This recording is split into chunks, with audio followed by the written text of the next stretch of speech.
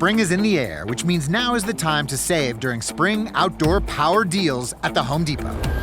Make cleanup easier when you go cordless with the Milwaukee M18 string trimmer, designed to deliver more runtime, more speed, and maximum performance. Then grab a select Milwaukee fuel attachment, like the pole saw, edger, or brush cutter, included at no extra cost when you buy the Milwaukee M18 string trimmer. Shop 7 days of spring outdoor power deals at the Home Depot, now through April 29th. Go further with the American Express Business Gold Card. Earn 3 times membership rewards points on flights and prepaid hotels when you book through AmexTravel.com. Whether your destination is a business conference or a client meeting, your purchases will help you earn more points for future trips. Experience more on your travels with Amex Business Gold. Terms apply. Learn more at americanexpress.com/business-gold. Amex Business Gold Card. Built for business by American Express. Now at McDonald's, a McDouble is $2.50, so you can get your gym gains on, or just get lunch for only $2.50. Get more value on the under $3 menu. Limited time only. Prices and participation may vary. Prices may be higher for delivery. Ba-da-ba-ba-ba.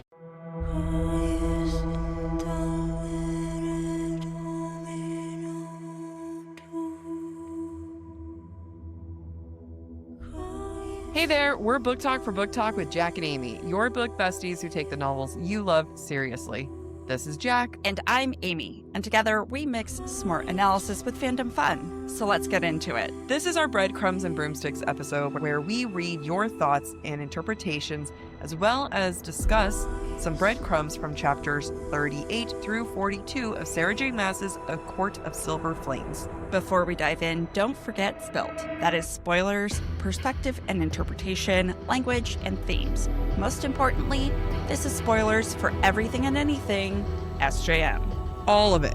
All of it, including secret chapters. If you would like more information, please go back and listen to the start of Tuesday's episode. And if you want to submit your thoughts for our Breadcrumbs and Broomsticks episode in the future, make sure to follow us on Instagram, where we collect listener submissions, except this week. We did not this week. And if you want to know what we're doing, remember what we talked about last time, / you'll find out soon. Starting with breadcrumbs, in chapter 40, Cassian, when he takes Nesta to the blacksmith, has to convince the High Fae to let them watch his work. Quote, flattery always helped smooth the way. Rhys had taught him that because Cassian's learning to become a courtier. Rhys has been buttering him up for that for a while. Nesta, while hammering the blades at the forge, quote, strike after strike, and Cassian could have sworn the world paused as she unleashed herself with the same intensity she brought to training. The world always pauses when something important is happening.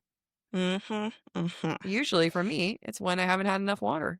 Yeah, same. Chapter 41, regarding the Pegasuses, quote, lore held that there had once been far more of them before recorded history, and that most had just vanished, as if they'd been devoured by the sky. According to the legend, the Pegasuses had come from the island the prison sat upon, had once fed in fair meadows that had long given way to moss and mist, aka the Dusk Court, which means, did they go to Midgard? With Bryce? Yeah, with Queen Thea. Yeah, they did. Are they in? Yeah, towards the very, very end. It's like the gloomy island clears up and then Pegasus spurting out of nowhere in the sky. I don't remember that. Yeah. You know, I was going to say, should I get the graphic audio version of House of Flame and Shadow? And I think that just answered that for us. Yeah, I think so.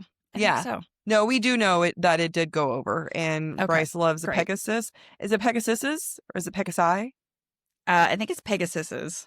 You know how it's like a brood of mares or like a murder of crows or something? Yeah. It needs to be like a pegging of Pegasus. Or not. Or maybe. When Helion greets Nesta, quote, that pause while she surveyed Helion had been a courtier's pause, assessing how best to strike. Cassian is learning the courtier ways from the best, and Nesta is the best. Still in chapter 41, quote, in the end, Helion created the wards and keyed them to Nesta's blood. A pinprick of it, courtesy of Truth Teller, had done the job, and Cassian had found himself tensing at the sight of that little bead of red, its scent. It was an effort of will to tell his body there was no threat, that the blood was willing, that she was fine, because that's meat shit. I have a question about meat shit. And I'm going to just ruin this now because I don't have faith in me remembering later. Amy and I are talking a lot of secret chapters today, and I was rereading the Azrael secret chapter, and he talks about he can't stand being able to scent the mate bond from Elaine and Lucian. Why can't anyone scent the mate bond between Cassian and Nesta? And at first I was like, oh, because they haven't sealed the bond, but neither did Lucian and Elaine. Yeah. Or they can smell it. Nobody is talking about it. Like when someone farts. We all pretend it's not there. Except for me. Who just who did that? Okay.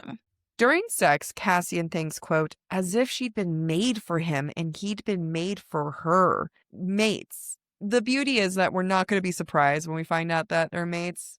Mm-hmm. But it is going to hit so good. Yeah.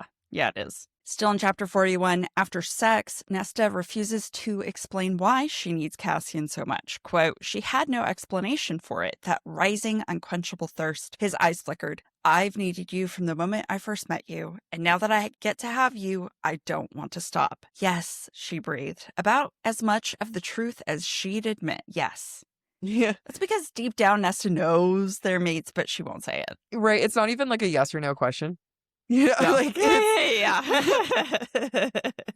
it's truly like I was really craving sushi yesterday, and then today I ate sushi, and I just want to keep eating sushi. And then someone You goes, ate sushi yes. without me? No, I was giving this hypothetical. I would honestly, I would never do that. I was so hurt. So I was like, I asked for sushi yesterday and you said no. I wouldn't do that to you, I swear. I cooked food on a Sunday. Wow. I know. No, as if I would go to sushi without you. But it's like that. It's a non-yes or no. Yeah. Keeping each other on our toes. That's right. Chapter 42. When Cassian goes to the river house later, quote, he knew his friend smelled it. Neither Rhys nor Az had commented, but Amren's eyes had narrowed. Yet she said nothing, and he wondered if Rhys had given her a silent command. Cassian filed away his curiosity about why Rhys might have felt the need to do such a thing. Okay, so this is where they are smelling the mate bond. It isn't just musky. Yeah, and Rhys has definitely been giving people instructions like, don't fuck this up for me, guys. Shut up. Don't everyone shut the fuck up. Okay? Look, they're already complicated enough. They do not need any more. Which I wonder if Rhys had mentally told Amren, you better leave him alone. Like, don't say anything. If that's why she was even more pissy of like, well, you're going to just fuck her then? Yeah, maybe.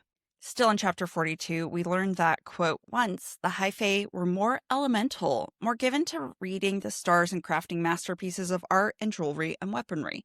Their gifts were rawer. More rawer. It's a hard word to say. Rar. Wait. Raw. They are rawer. So they're raw. Rar. Maybe it's our California accent. Rar. Rar. Wait, how do you say it though? Raw. Rar. God, why? We're so tired. And we waited a whole day to record this. Let me finish the quote. Their gifts were raw. Stop it. I'm so sorry. You know what was funny is like we're both so tired. I was like, neither of us are gonna laugh or do anything. Oh, boy, were you wrong. It went the other way. Okay, I am ready. Go ahead. Oh, so start from more connected. Nope. Their gifts were raw, more connected to nature, and they could imbue objects with that power. Kind of like Aelin with her fire magic, and like Dorian's blade, Damaris. Yes. Aelin, come back. Okay, wait. Before we spiral, ads. It's that time of year where I realize I need to stop accumulating things and get rid of stuff. Girl, it is spring. Let Monarch do your financial spring cleaning for you. One dashboard gets your entire financial life organized. No more clutter, no more mess, no more scattered logins. Just accounts, investments, property, and more all in one place. Get your first year of Monarch for half off, just $50 with promo code BookTok. BookTalk. Monarch has been an absolute lifesaver for me. Its AI insights spots things that I have not caught before, like all of the various Patreons I keep signing up for. I just love fan art. But Monarch is helping me flag it because it sends me AI weekly recaps and its personalized weekly summary that flags my spending spikes, big net worth shifts, and upcoming expenses. So nothing's sneaking up on me, not even my random Patreon subscriptions. What I found most helpful with Monarch during our weekend at BookCon was the bill split feature. There was so many times I was just putting meals on my card that I was like, Jack, we'll figure it out later. All I have to do is scan a receipt and Monarch splits up all the items and prices them. And then I can just tell Jack, here you go, here's a QR code, claim your items, and pay me back. And now you guys can try Monarch. Use code BookTok at monarch.com to get your first year half off at just $50. That's 50% off your first year at monarch.com with code BookTok. BookTalk. Still in the same chapter, quote, the last one made, the great blade of Gwydion? Yeah. Vanished around the time the last of the trove went missing. I'm not even repeating it. It's just a fake ass name. Wait, is it? Did I just insult people? Hold on. All right, so it's not a fake ass name. It is a mythical name. It's Welsh. All right, so I pissed off the Welsh. So please ask forgiveness because they will unleash. Why? I seriously paused trying to think if I knew the Welsh word for sorry. And I don't know what made me think that I had a remote chance of knowing that info. I don't know. Wait, let me do that. Welsh for sorry. You're going to have to listen to it because the spelling and the pronunciation is probably different. Sorry. It's S-O-R-I. Sorry. I did it. Nailed it, guys. I speak Welsh. Sorry. Sorry. I did it. Call me a local. Gwydion is a Crescent City / Dusk Court reference. Yeah, and ends up being the blade that Bryce, Starlight. that Bryce takes with her. Still about Gwydion, quote, it had belonged to a true Fae High King in Prythian, as there had been in Hybern. He had united the lands, its people, and for a while, with that sword, peace had reigned, until he had been betrayed by his own queen and his fiercest general, and lost the sword to them, and the lands fell into darkness once more. A.k.a. Queen Thea and Prince Peleus from Crescent City. So much lore is happening. So much lore. Amren says about the great sword Nesta worked on, quote, that sword shall be known by history. Her eyes darkened as she looked at the great sword, her words echoing. It remains to be seen whether it shall be known for good or evil. Cassian shook off the shiver that slithered down his spine, as if fate itself heard her words and shuddered. Again, like, this is great chapter for setting up ACOTAR 6 and 7. Mm-hmm. I just love that SJM just drops all this stuff and goes, we'll see if I come back to it. Yeah. Later in chapter 42 still, we learn, quote, that to be impaled or sliced by that blade would be no ordinary wound, foreshadowing the fight with Lanthus in the prison. Finally, in that chapter, Amren says, quote, all 7 courts united under one ruler would give us far better odds of survival in any upcoming conflict. Sounds like there's going to be an outside world invasion. Or, I mean, it just feels very like, hey, I know there's the continent, there's other unknown, but, what's more unknown if it with that of the different world? That could be super unknown. I'm going to say a word to you. I want you to guess what word I'm saying. Goat. Goat? Yeah. It's just horrifying how I say the word. Oh, I say it that way too. Goat. I know. Because I think I said it too. Boat, goat, coke. Toast. I guess toast. Yeah. Toast. I said it to my Spanish tutor and I was like, oh, it's like a goat. And she was like, go? No, a goat. A goat? Ugh. Yeah. God. I think we have the ugliest accents that there could be. Honestly, yeah. You're right. We do. But we're beautiful. At least Hollywood is close to our accent, in movies, but except they enunciate. Yeah, they enunciate. It's a struggle. All right. So we are here to not ask you guys a damn thing. Instead, we read the bonus chapter with Farah and Reese, and which we didn't know existed until 2 days ago. Yeah, that was a fun one. one of my big takeaways from it is that it's hilarious how, in Nesta's point of view, this just shows you that unreliable narrators is such a thing, despite what that one person on TikTok told me otherwise. Nesta's point of view, Farrah and Elaine are besties. They hang out all the time. They are tight. They chose one another. They're the family. Nesta doesn't exist. In Farrah's point of view, she's like, it's fine. She's companionable. We've learned to get along with each other. She was like, do I go out drinking with her? No, but I can't drink now, so she'll do. Yeah, I mean, she's honestly more excited to tell more than she is Nesta and Elaine about the pregnancy. And she explicitly says in her point of view that like Moore is as close as a sister and her dearest friend. So definitely Nesta's opinion about the growing relationship between Elaine and Farrah is askew, is not quite correct. It's a false.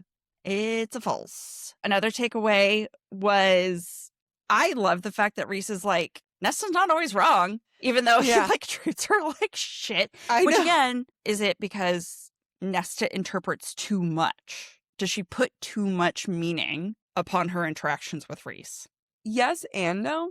Like, I think she definitely puts too much on Reese. I also think that Reese like gives her every reason to. You know what I mean? I think that whenever Reese shows kindness, she doesn't know what to do with it. And she can be closed off, which then would get him to react. You know what I mean? But it is hilarious that he called Elaine boring, essentially. And Farrah was like, you think Elaine's boring? And he was like, this is not wrong. Like, have you seen her really in this book? No. So speaking of Elaine, that was a huge thing that stood out to me, was how much conversation there is about Elaine and the metaphor of gardening. How people focus on the conclusion of the gardening or the outcome of gardening, which is there's this beautiful thing, just like how Elaine is very beautiful. But the process is actually very dirty, messy, can be harmful, and we never see Elaine gardening on screen except for back in A Court of Thorns and Roses when Farrah was helping her at one point. There's an inference we can make that there is a lot of shit going on off screen. And or we will see it soon because Reese is like, she might resent us for like the box that we put her in, which to me is just foreshadowing how much we're going to get from her point of view, which I'm excited for. Even with this small gap of info, even with the fact that we don't even see Elaine, some of the metaphors in what we're seeing is pretty beautiful. Well, not beautiful, just more interesting. It's beautiful. But like the fact that Lucian got her the gloves to protect her hands to not, get cut while gardening, and she chooses not to wear them. And then she gets pierced and her hands are bloody. Who else has scarred hands? That's real. That she has the hots for. Yeah. And honestly, who knows what that means, right? It could mean nothing. It could mean Lucian will be the one to protect her and will be the one she ends up with. I think mentally it shows her trying to align with or resistance, but trying to align with Azriel. That scarred hands are worthy of something, like they are meant to be not idolized, but sought after in a way. And it was very interesting, seeing how they talked about her in a box because, we've talked about her being in a box. She is very much in a box and she is just not interesting. I don't have anything. She will be soon. She is not yet. She will be soon. A brief visit to the House of Wind. Don't go anywhere. Struggling to find the right metabolic wellness support, even when you're doing everything right, has been one of the most frustrating things for me in my health journey. I've tried other metabolic wellness support providers, and I often feel rejected rather than supported by the process. That's because Brello is focused on long-term health, longevity, and performance, not quick fixes. Brello is designed for people who want a more sustainable approach to their metabolic wellness support. Their support helps you focus on habits, education, and structure alongside provider oversight. Getting my GLP-1 through Brello has been so easy. They make it so effortless, and they provide all the support I need through their app. Their app is one of a kind in my book because it allows you to track progress, manage reminders, and stay on top of renewals. And if you're like me, managing the renewals is the hardest part. Everything is managed online, making it easier to stay consistent over time, and medications are delivered to your door. They're so transparent with their pricing with one flat monthly cost. Go to BrelloHealth.com to see if you qualify and explore their GLP-1 plans, starting at $133 per month for your first 3 months, plus access to their app, community, and wellness classes. That's BRELLO health.com. Any information provided is for informational purposes only and should not be construed as medical advice. It is not a substitute for professional medical consultation, diagnosis, or treatment. All patients must consult with a healthcare provider prior to the prescription or dispensing of any medication, which will be done only pursuant to a valid prescription. Compounded drug products are not FDA approved, and the FDA does not evaluate their safety, effectiveness, or quality. Patients are encouraged to discuss the risks, benefits, and appropriateness of any medications, including compounded products, with their healthcare provider before use. This show is sponsored by Liquid IV. When I think of spring break, I think of Jac and I senior year Las Vegas. You know what happens in Vegas stays in Vegas, but what doesn't stay in Vegas is the hydration our body needs no matter what. If there's anything that I needed from that trip, it's Liquid IV. And now that I'm older, I really need Liquid IV after going out. I drink Liquid IV's sugar-free hydration multiplier all the time. I'm not even exaggerating. Liquid IV's hydration multiplier hydrates me better than water alone. If you're going to Coachella or any music festival, this is the perfect thing to put in your purse because only 1 stick and 16 ounces of water hydrates faster than water alone. It's powered by LIV, Hydroscience, and an optimized ratio of electrolytes, essential vitamins, and clinically tested nutrients that turn ordinary water into extraordinary hydration. Compared to water, Liquid IV delivers longer lasting hydration and retains hydration for up to 4 hours. It's backed by a scientific advisory board with world-renowned researchers to conduct clinical research trials. And for our vegan, gluten-free, dairy-free, soy-free girlies, this is perfect for you. It's always non-GMO and has delicious sugar-free options like mandarin orange, rainbow sherbet, my favorite, mango pineapple, and more. Soak up unforgettable memories with on-the-go hydration from Liquid IV. Tear pour, live more. Go to liquidiv.com and get 20% off your first purchase with code BookTok at checkout. That's 20% off your first purchase with code BookTok, BOOKTALK, at liquidiv.com. You know, I know we said we were going to wait for future episodes, but we wait for nothing. I wait for nothing. I immediately read the Azrael chapter right after. Mm-hmm. You know, I joke around like saying that I do believe like Gwen and Azrael are going to be together. And like, you know, I like being a dick just to be for the sake of a dick. However, rereading that, to me, it screams Azrael and Gwen. Azrael's shadows are reacting to Gwen. Azrael's shadows like dance with her breath. Azrael's shadows watch her. Azrael's shadows are very much awakened by her. Yeah, if I set aside my Elreal bias, yes, I recognize all of that, especially the fact that he doesn't masturbate to the thought of Elaine until his shadows are asleep, and his shadows flee when she's around. Yeah. Whereas with Gwen, they're present, they're playful, etc. So I totally get it, and it makes me sad. You know what? I hope SJM stands her ground and he gets both of them. You know what? Yes. You know as long what? as I get sex scenes for both, I'm on board. Yeah. It could be a polyamorous relationship. We don't know. You know what? I think Elaine's going to die. And I don't think that's a bad choice. Okay, if I was SJM, and I have heard people just say, like, all SJM does is save her characters, I would spend the next book and a half or whatever, or book, working on Elaine's point of view, making her one of the main point of view, having her overcome Azrael, Lucian, you know, falling in love with Lucian and all the stuff, my own thing. And then I'd kill her off while in her point of view and not bring her back. And then I'd say, push me again, bitches, and see what happens.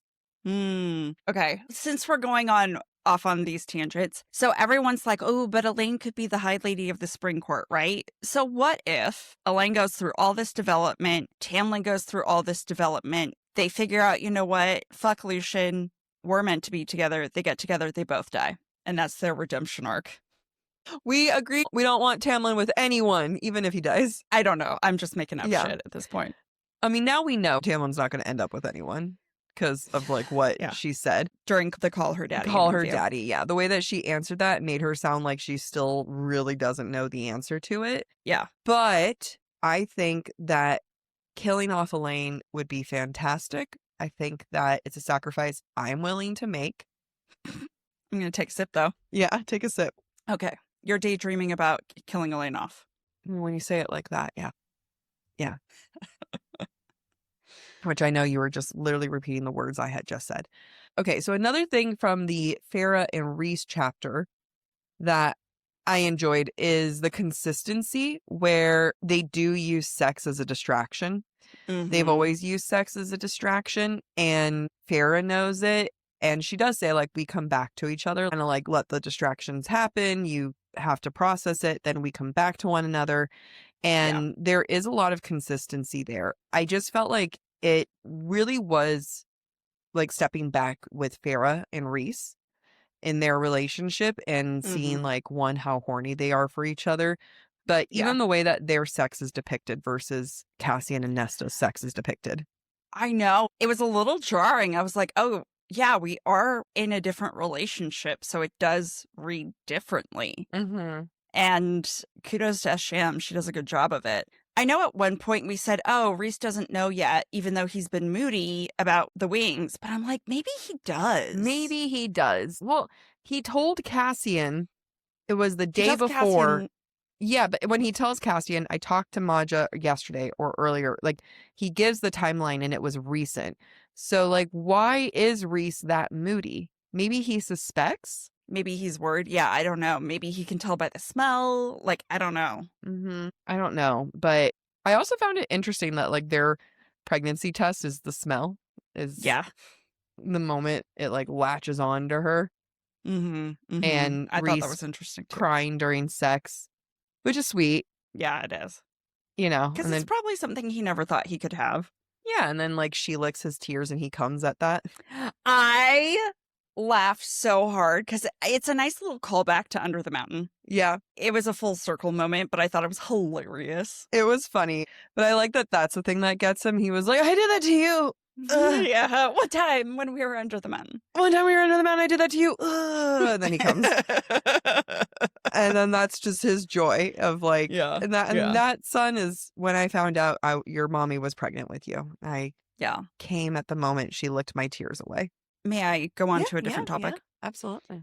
I found it curious that SJM has Rhys pull out a book and says, oh, this is where the name Nyx comes from, which is a female goddess, which is true in Grecian lore. Yeah. So it's an odd piece of information to include. Either she was like, I don't want to make up something, or Our world. is our world one of the 26 in that universe? What if I'm Azriel's mate? And SJM just hasn't written it yet. Yeah, maybe. Oh, going back to Elaine. Yeah. And her like being cut up and whatnot. I was like, wouldn't it be great if she and Azriel were into BDSM and that made its way into the book?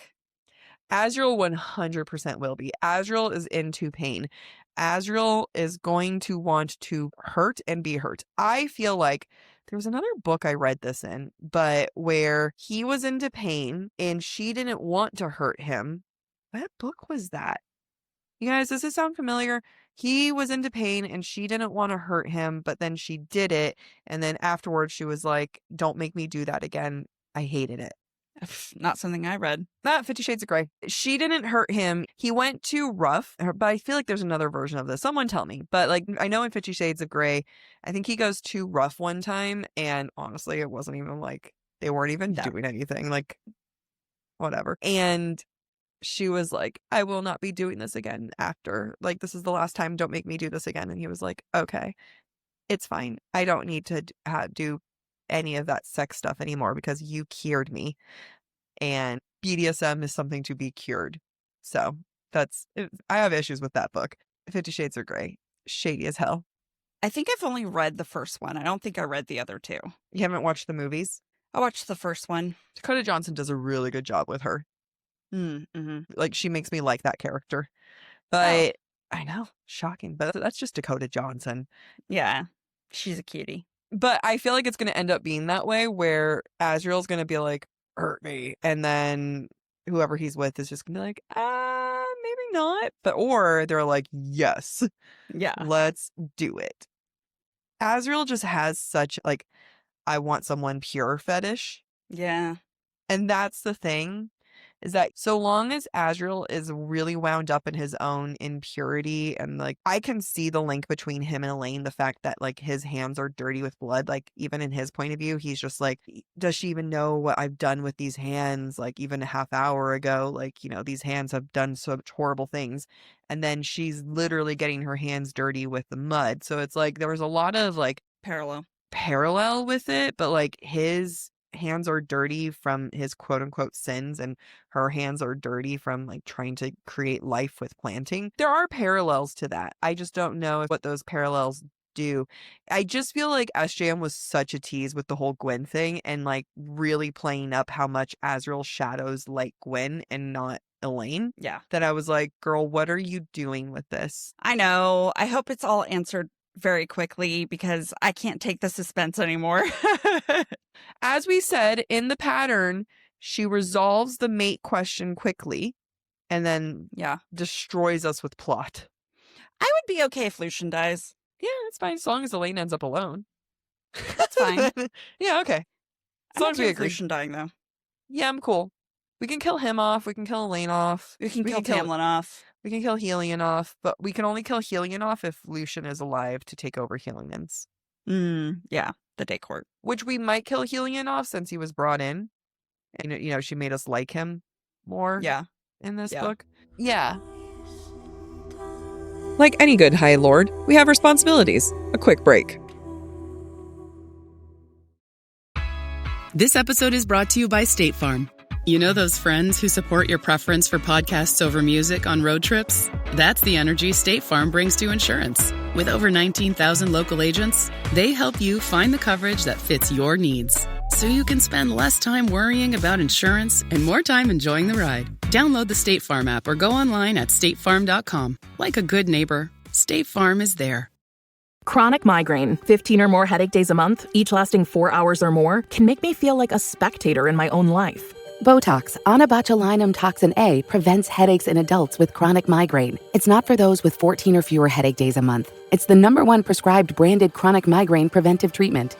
Prescription Botox is injected by your doctor. Effects of Botox may spread hours to weeks after injection, causing serious symptoms. Alert your doctor right away, as difficulty swallowing, speaking, breathing, eye problems, or muscle weakness can be signs of a life-threatening condition. Patients with these conditions before injection are at highest risk. Side effects may include allergic reactions, neck and injection site pain, fatigue, and headache. Allergic reactions can include rash, welts, asthma symptoms, and dizziness. Don't receive Botox if there's a skin infection. Tell your doctor your medical history, muscle or nerve conditions, including ALS, Lou Gehrig's disease, myasthenia gravis, or Lambert-Eaton syndrome, and medications, including botulinum toxins, as these may increase the risk of serious side effects. Why wait? Ask your doctor, visit BotoxChronicMigraine.com, or call 1-800-44-BOTOX to learn more. We can kill Eris. Mm-hmm. More? Ugh. Although she's like one of the few queer characters, so we can't kill her off. You know what? Who really needs to die? Amryn. We had our chance and she brought her back, and it was so upsetting because she can die. She can make another sacrifice. I know. I agree. She's going to hate her life without power so much. She'll be like, it's okay. Choose me. I will do it. She's so confusing. Her relationship with Varian is confusing. Talk about someone who's boring and brings absolutely nothing to the table, except for the occasional Amryn. We talked about this. This is not being nice. Or, you know, people catching them have sex. Yeah. In the middle of the day, which is fine. Good for them. Good for them. Some of us have laundry to do. Yeah. And no partner. All right. Well, that's it for that segment. This is going to be a short episode. So you know what today is? Fairy Loot Unboxing Day. Woo. What did you get? We've got 2. Amy lucked out and she got a Half City one. Go ahead, show it to the class. For those of you who are watching on YouTube. This is Half City by Kate Golden. Oh my God, that's a good looking one. It's so beautiful. It is such a good book. Yeah. You guys have to read it. It is Kate's best book so far, by far. Yes, true. As of today, 3 hours ago, I just finished beta reading the third book in that series. Look at So that. I know how It's it just ends. so That is pretty. gorgeous. Okay. Ah, So this one is, yeah. beep, beep, beep. Oh, So pretty. I love the gothic vibes. I think that there should be less paper jackets. I want more just straight up like fake leather. Like stop giving me the paper jackets. Dust cover. Yeah. Alrighty. Ready for this Yeah. first one? Funny. Amy told me to save the boxes so that when we do giveaways, we have a I box. can mail for them. stuff out. Oh, I'll save the bubble wrap too. Yeah, that would be great. All right. So the first one, The Sun and the Star Maker by Rachel Griffin. So this is part of the YA. Our featured book this month is The Sun and the Star Maker by Rachel Griffin. In a remote land where light is magic, Aurora is drawn to the elusive Star Maker and his enchanted palace. As danger closes in, she must uncover the truth before winter claims everything. Dun dun dun. All right, ready? Yeah. Ooh. It's very It's pretty. so bright. I mean, it's like all Yeah. white. I'm trying to get you to. It's very ethereal. Wow. Ooh. Let's see. I wonder if. Oh, this is nice. Oh, yeah. Very like It's. Arendelle from. Yeah. Frozen. Oh, okay. I like this side of the jacket more. Which side? Ooh, I like that. Yeah, me I like too. that a lot. I like that one a lot more. I used to be able to hit that pitch, Oh, yeah, me too. and then I go high. I used to be very good at going like squeaky. I can only do it if I'm belting it. I can't do it like softly. I haven't heard you go that high before. Again, I have to be belting it, and I don't normally belt. All right. Next one. We'll just have to do a karaoke episode. No. No, thank you. You guys, we're going to do a meetup in New York, which I probably will have passed by the time this episode comes out. You know, I'm going to be looking for a karaoke place now. Oh, yeah, that would It's be a lot actually of fun. a great idea. It is a good idea. All right. The next one, our featured book this month is Wingshaw by Hiba al-Wasiti. Gifted with the ability to see the dead, a young woman is drawn into a deadly pact and a journey to a cursed estate where ghosts linger, secrets fester, and danger waits in every shadow. Oopsies. Spooky. So it sounds kind of paranormal-esque. Ooh, hoo, hoo, hoo. Ooh, that is a cool cover. That's Weaving cool. Shaw. Weaving Shaw. Weaving Shaw. That's a really cool book. That is a Just very cool book. aesthetically. This might be mine that I choose. want Because Half Amy City? gets Half City. Oh, yeah, this might be mine. Look at that foil. Oh, that is cool. That is very, very an expensive book. They did a good job. They did a great job. Oh, this is nice. Hold on, let me show you the back one. And then all of this is like foil. Ooh. Yeah, I love that. This looks cool as hell. Yeah. All right, I'm excited. Oh, and it's signed. And that's our Fairy Loot edition. Thanks, Fairy Loot, for letting us Thank you, Fairy pay. We're just grateful to have subscriptions. I know. We're like, thank you, Fairy Loot, for letting me pay, and you didn't do anything other than get me off that 2-year wait list. Yep. I'm a brat. I started off giggly, and now I'm like, I have laundry to do. I have to make my bed. Oh. Let's sign off.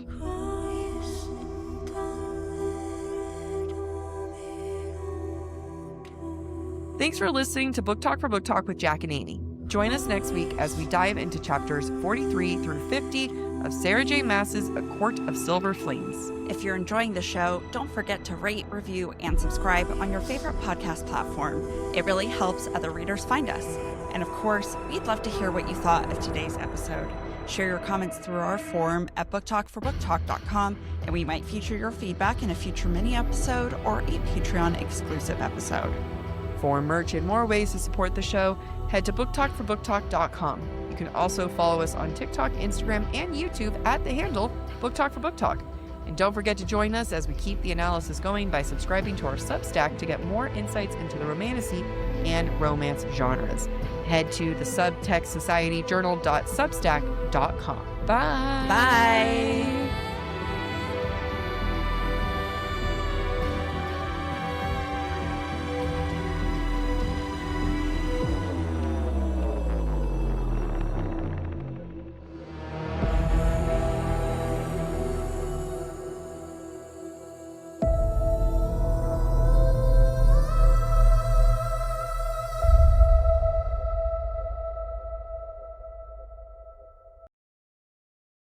Struggling to find the right metabolic wellness support, even when you're doing everything right, has been one of the most frustrating things for me in my health journey. I've tried other metabolic wellness support providers, and I often feel rejected rather than supported by the process. That's because Brello is focused on long-term health, longevity, and performance, not quick fixes. Brello is designed for people who want a more sustainable approach to their metabolic wellness support. Their support helps you focus on habits, education, and structure alongside provider oversight. Getting my GLP-1 through Brello has been so easy. They make it so effortless, and they provide all the support I need through their app. Their app is one of a kind in my book because it allows you to track progress, manage reminders, and stay on top of renewals. And if you're like me, managing the renewals is the hardest part. Everything is managed online, making it easier to stay consistent over time, and medications are delivered to your door. They're so transparent with their pricing with one flat monthly cost. Go to BrelloHealth.com to see if you qualify and explore their GLP-1 plans, starting at $133 per month for your first 3 months, plus access to their app, community, and wellness classes. That's BRELLO health.com. Any information provided is for informational purposes only and should not be construed as medical advice. It is not a substitute for professional medical consultation, diagnosis, or treatment. All patients must consult with a healthcare provider prior to the prescription or dispensing of any medication, which will be done only pursuant to a valid prescription. Compounded drug products are not FDA approved, and the FDA does not evaluate their safety, effectiveness, or quality. Patients are encouraged to discuss the risks, benefits, and appropriateness of any medications, including compounded products, with their healthcare provider before use. Putting off replacing your window treatments because you think it's complicated? At Blinds.com, we've spent 30 years proving it doesn't have to be. And today is your last chance to save big on Spring Black Friday deals. Whether you want to DIY it or have a pro to handle everything from measure to install, we've got you. Free samples, real design experts, and zero pressure. Just help when you need it. Shop up to 45% off with minimum purchase, plus get a free professional measure during the Blinds.com Spring Black Friday Last Chance sale. Rules and restrictions apply.